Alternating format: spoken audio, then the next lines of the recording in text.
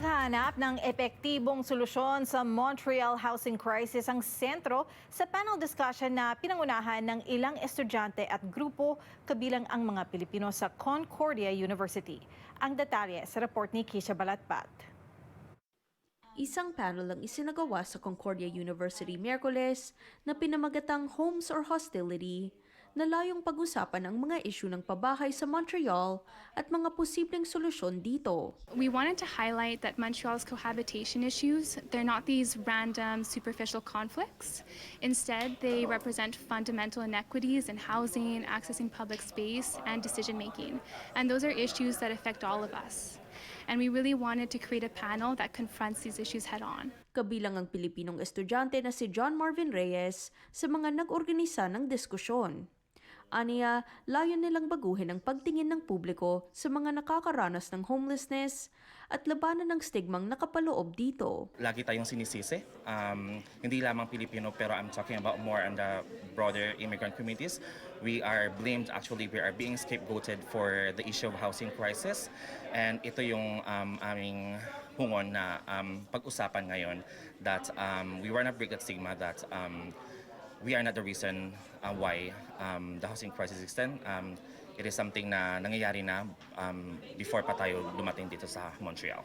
Para naman kay Veronica Bertiz ng Sant Kapwa, isang organisasyon na sumuporta sa isinagawang panel, saksi raw siya sa epekto at hamong dala ng tumataas na halaga ng upa sa mga Pilipino sa Montreal. Para sa ating mga komunidad, alam naman natin na may housing crisis na nangyayari dito sa Canada. Yung housing crisis na nangyayari dito sa Montreal ay mas mabilis yung pag-akyat ng renta. Merong 5.9% increase sa renta natin dito.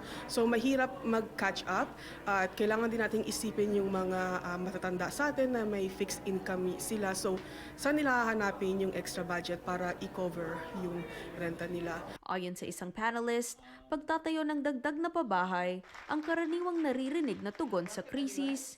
Pero naniniwala silang hindi lamang ito ang natatanging solusyon. There's some merit to that, but I think what we really need to do is maybe just step back and start thinking about housing and talking about housing as a social problem. You know, it's not an economic problem of just we need to build more. It's we need to find ways to come together and, you know, just rethink fundamentally certain questions. Nagiging daan din nila ang talakayan sa isyung ito sa pagbubukas ng mas malalim pang diskusyon sa iba't ibang pagsubok na hinaharap ng marami sa Canada. Housing is something that brings people to talk about things like homelessness.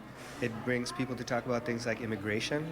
It brings people to talk about things like poverty and inequality, and the future of the city. Kisha Balatbat, Omni News, Toronto.